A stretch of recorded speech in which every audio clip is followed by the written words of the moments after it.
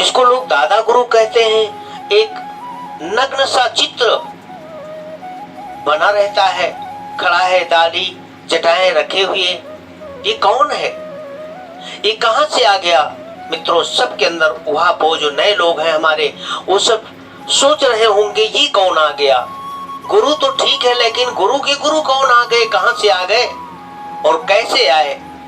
मित्रों, ये वो समय था जिस समय परम पूज्य गुरुदेव का जन्म हुआ, और जन्म 1911 में जन्म हो करके उसके बाद में 8 वर्ष की उम्र में उनका यज्ञोपवीत उनके पिताजी ने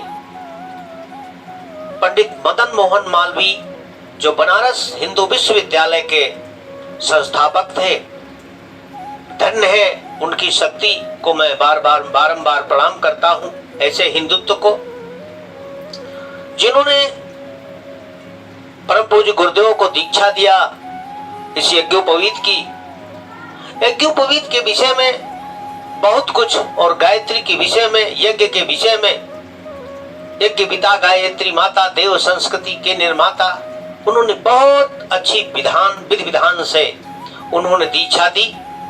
और वो दीक्षा देते हुए कहा, बेटे अगर तुम 5 माला नित्य प्रति गायत्री मंत्र का जप करते हुए चले जाओगे तो तुम्हारे जीवन में बहुत बड़ा परिवर्तन आ जाएगा, तुम्हारा यश फैल जाएगा।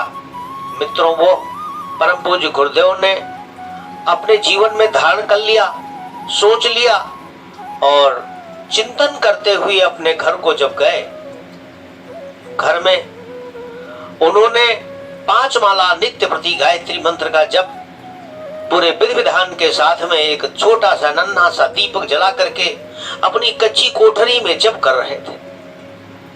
कुछ ही दिन पश्चात सुबह ब्रह्म मुहूर्त में, इस बसंत पर्व के उपलक्ष्य में, उसी दिन एक प्रकाश इनकी कोठरी में बहुत तेजी के साथ प्रकाशित हुआ। तो डरने लगे, सोचने लगे कि हमारी इस कोठरी के अंदर ये प्रकाश कैसे आ गया, कहां से आ गया। अब आप सोच लीजिए, जो बच्चा 11 वर्ष का हो और उसके अंदर इस प्रकार का प्रकाश जब कोठरी में देखने को मिले तो किस तरह से वो डरा होगा। और डर करके जैसे ही डरा वैसे ही आकाशवाणी हुई, बेटा डरो मत, तुम्हारे 3 जन्मों का मैं गुरु हूं, तुम्हारी बाल्यावस्था क्रॉस करने का मैं इंतजार कर रहा था। भाइयों बहनों, वो छाया जैसे आप देखते हैं चित्र में दादा गुरु का, ठीक वैसे ही छाया के रूप में वो प्रकट हुआ और वही बोलने लगा। और बोलते बोलते उन्होंने, परम पूज्य गुरुदेव ने कहा कि मुझे तो नहीं पता है कि आप हमारे 3 जन्मों के गुरु हो। तो उन्होंने कहा, हाँ बेटे बात सही है, आंखें बंद करके तुम ध्यान में बैठ जाओ।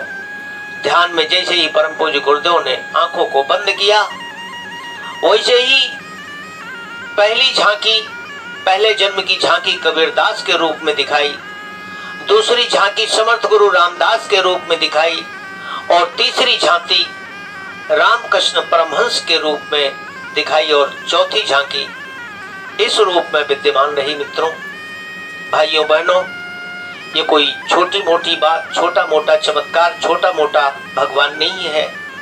कभी भगवान अपने अपने रूपों में अलग अलग प्रकट होता है। आज भगवान इस रूप में प्रकट हुआ और 80 साल की जिंदगी में जी करके सिर्फ समाज के लिए जिया है। अपनी खेती बाड़ी 2000 बीघे काश्त के जिम्मेदार थे, सब कुछ भगवान के खेत में बो दिया। माता जी के गहने जेवर सब भगवान के खेत में लगा दिया। और बो देने के बाद मित्रों वही कहानी की बात आती है कि जो जिस प्रकार से बोता है वही वो काटता है।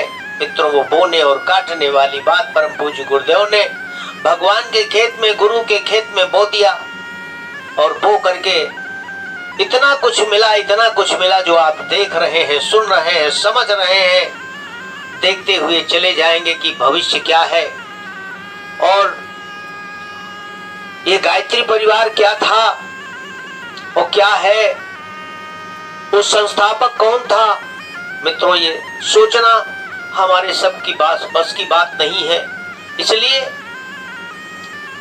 कि वो सोचना तो उसके लिए कि कई जन्मों को अवतरित करना पड़ेगा, कई जन्म लेने पड़ेंगे, तब हमारे अंदर वो अच्छे विचार पहुंच करके तब हम कहीं सोच सकते हैं। कल्पना करिए, और वो उसने 24 साल की तपस्या करके 24 देवी और देवताओं की सिद्धि प्राप्त करके और दुनिया में कहा बेटे परिवर्तन हो जाएगा। मनुष्य देवता बने ये धरती स्वर्ग समान, यही संकल्प हमारा। मित्रों, ये संकल्प ये है उसने किया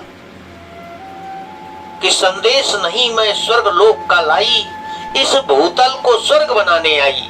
इतनी बड़ी योजना परम पूज्य गुरुदेव ने लागू किया और ये इस प्रकार से ये दादा गुरु का जीवन था। दादा गुरु का जो रहने का स्थान उन्होंने बताया वो हिमालय में नंदनवन है, जहाँ की कोई भी व्यक्ति जाता नहीं है। ये इनके दिव्य संस्कार थे, दिव्य पूर्व के कर्म थे, उस कर्मों के द्वारा वहां तक पहुंचे। और पहुंचने में क्या कुछ मिला और क्या कहा, ये हमारी वसीयत और विरासत में सुनसान के सहचर नामक पुस्तक, दोनों पुस्तकें आप पढ़ेंगे तो आपको समझ में आ जाएगा। वसीयत के रूप में हमको और आपको दिया है। मित्रों, हम आप भूले नहीं और आप देखेंगे ये है दादा गुरु का चमत्कार, ये है परम पूज्य गुरुदेवों की विधा और ये है गुरुदेवों की हमारी ये त्याग और तपस्या। हम सब उनके पद चिन्हों